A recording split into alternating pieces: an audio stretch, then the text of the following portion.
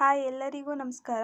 Stuffed idli ಮಾಡ್ಕೊಳ್ಳೋದಕ್ಕೆ ಒಂದು ಬಾಣಲೆಗೆ ಎಣ್ಣೆ, ಸಾಸಿವೆ, ಕರ್ಬೇವಿನ ಸೊಪ್ಪು, ಹಸಿಮೆಣಸಿನ್ಕಾಯಿ, ಈರುಳ್ಳಿ, ಸ್ವಲ್ಪ ಅರಿಶಿನ, ಉಪ್ಪು ಹಾಕ್ಕೊಂಡು ಹುರ್ಕೊಂಡು ಅದಕ್ಕೆ ಸಿಪ್ಪೆ ತೆಗೆದು ಬೇಯಿಸಿಟ್ಕೊಂಡಿದ್ದಂಥ ಆಲೂಗೆಡ್ಡೆನ ಹಾಕಿ ಚೆನ್ನಾಗಿ ಹುರ್ಕೊಂಡು ಅದಕ್ಕೆ ಕಾಯಿ ತುರಿ ಮತ್ತು ಕೊತ್ತಂಬರಿ ಸೊಪ್ಪು ಹಾಕಿದ್ರೆ ಪಲ್ಯ ರೆಡಿ ಆಗುತ್ತೆ. ಪಲ್ಯನ ಚಿಕ್ಕದಾಗಿ ರೌಂಡ್ ಮಾಡಿಕೊಂಡು ಈ ಥರ ಸ್ಮಾಲ್ದಾಗೆ ತಟ್ಕೊಂಡು ಒಂದು ಇಡ್ಲಿ ಪ್ಲೇಟ್ಗೆ ಆಯಿಲು ಇಲ್ಲ ತುಪ್ಪ ಹಚ್ಕೊಂಡು ಅದಕ್ಕೆ ನಾವು ರೆಡಿ ಮಾಡಿ ಇಟ್ಕೊಂಡಿದ್ದಂಥ ಪಲ್ಯನ ಅದರೊಳಗಡೆ ಹಾಕ್ಕೊಂಡು ಅದನ್ನು ಫುಲ್ ಕವರ್ ಮಾಡ್ಕೊಳ್ಬೇಕು.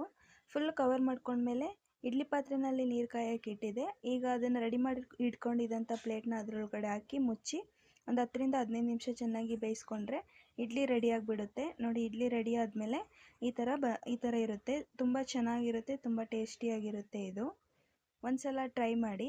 ಇದ್ರದ್ದು ಫುಲ್ ವಿಡಿಯೋ ಏನಾದರೂ ನಿಮಗೆ ಬೇಕು ಅಂದರೆ ಲಿಂಕ್ನ ಡಿಸ್ಕ್ರಿಪ್ಷನಲ್ಲಿ ಹಾಕಿರ್ತೀನಿ, ಪ್ಲೀಸ್ ಚೆಕ್ ಮಾಡಿ.